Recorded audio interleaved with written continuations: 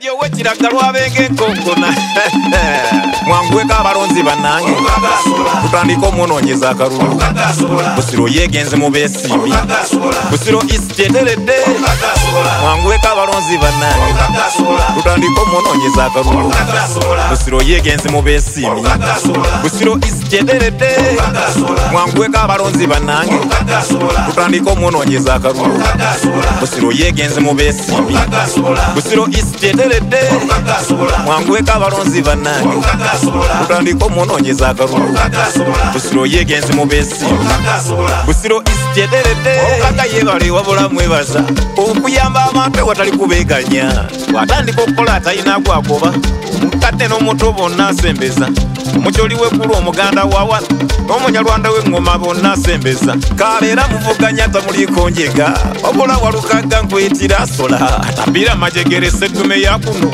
ebiganye muyite yakola byalema ayunakirasi zakozesa yengazi muyite mulengera yalaba byewala abamusooka babafera nyabula Busiro East nekaabawo naye kakati mulondo omu asola walukaka wawano temujja kwejjusa mwangweka abalonzi bannange tutandika omunoonyeza akalulu Busiro yegenze mu beesimbi Busiro East eteredde mwangweka abalonzi bannange tutandika omunoonyeza akalulu Busiro yegenze mu beesimbi Busiro East eteredde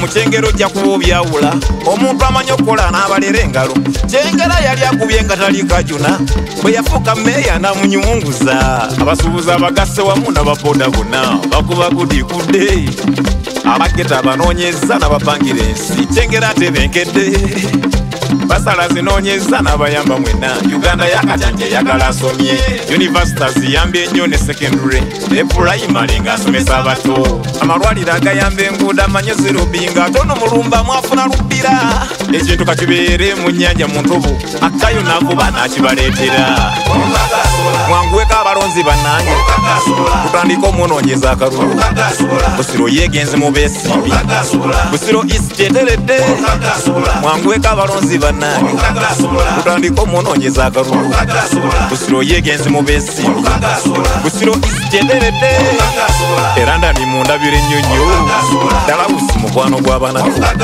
mumugambe nja kujjayo mulabe tunanyumya tusimbe n'olukolo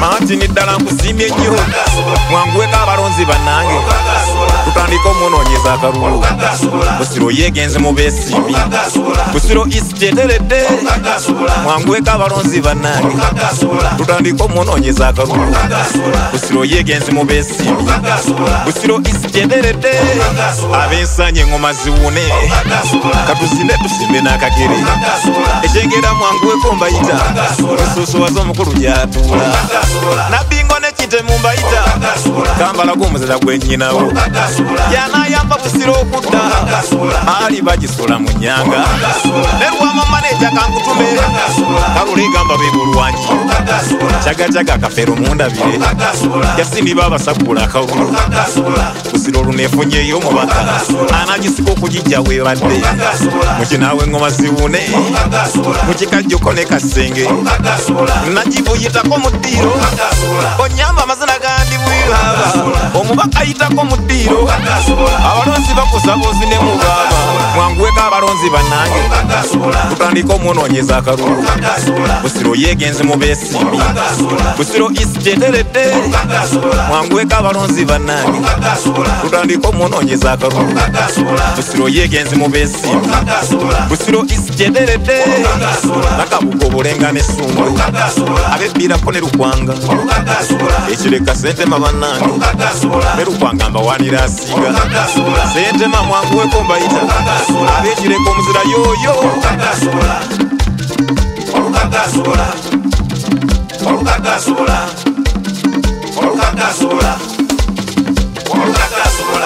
New Subs Fashions. tukutuusaako ebiteeteeyi kosaabaaya engatto ensawo z'abakyala jackets jeans n'ebirala. Tusangibwa ku Wilson Street ku kizimbe ekya Sunset Arcade ground floor shop number 2. Okututuukako va ku Pioneer Mall otambule nga dda ku Arua Park, yisa ekizimbe ekya Wilson 1 oyite ku Health Link Pharmacy. Kati awo weekoma yambuka amadaala gakuyingize ku Sunset Arcade. Awo ng'otutuuseeko. Engoye zaffe tuzijja China, Egypt, Vietnam n'amawanga amalala. Omukyala omwambazi omulungi ayambala naffe.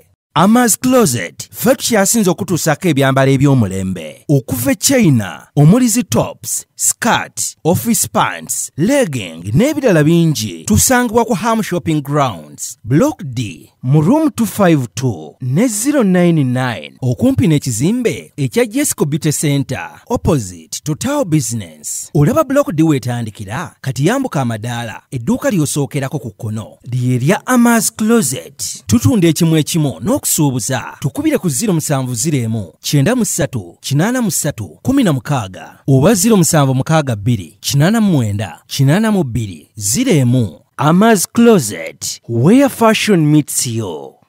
B is a hotel and bar. Tusangibwa Nsago ku lw'Ennakawuka. Ku lw'empeereza ennungi tukola essaawa 24. Tulina ebifo ebisulwamu nga biyonjo, ebiddaabirizibwa buli kadde, ebyemizannyo ng'okulaga omupiira, okuzannya pool n'ebirala. Ebbaala ejjudde obulungi, emmere ekutuukako mangu, paakingi nnungi ate nga security eri gguluggulo. Okubuukinga n'okumanya ebisingawo kuba ku 0790 79 12 04 oba 058 98 77 34. You are not easy when you are not at B is a hotel and bar. Come and experience the ultimate in comfort, entertainment and security with B is a hotel and bar. Nsago, Nakawuka Road. Yino Chikaya College School. Essomero eryagulidde erinnya mu kusomesa abaana ate ne bayita. Ssomero lya ddene boarding. Mix y'abawala n'abalenzi. Senior 1 paka senior 6. Balina library, science, kone computer labs byonna bijjudde. Balina arts ne science subjects, co-curricular activities. Kone section y'ebyemikono, omuli okusiba enviiri, okukanika n'ebirala ebigwa mu kkowe eryo. Omwana n'ava ku ssomero lino ng'ali self-contained. Kyewuunyisa ensimbi zaabwe ze zijja mu nsawo ya buli muzadde. Basange Chikaya Bulenga Mitiana Road. Okumanya ebisingawo noti 757 mukaganya emwemu 57. Chikaya College School. Education for development. American Trends and Fashions. Tuliwo kurenda bikayo ennungi. Ogenda mu office, mbaga oba owejaddemu waka. Tulina ebiteeteeyi ebika byonna mu size zonna okugeza office dresses, chief pants, party dresses ne casual. Abambazi b'empale, blouse ne skirts nammwe tetubeerabidde. Tulina blazers, jackets, ensawo z'abakyala ebika byonna n'engatto. Abaagala ebyokwebika ng'amasuuka, duvet covers, towels ne throw-ons nammwe twabalowoozezzaako. Ebyokwewunda by'abakyala nga earrings ne hair accessories nabyo tubirina. Abaagala okugejja n'okukogga nammwe tubakolako. Tulina collagens, fat burners ne multivitamins. American Trends and Fashions tukubire ku simu zaffe ezo eziri ku screen oba otunye ku mikutu gyaffe. Tusangibwa Ntinda ku kizimbe Ntinda Shopping Center, room number 809, emabega wa Housing Finance Bank, okuliraana Zine Forex Bureau.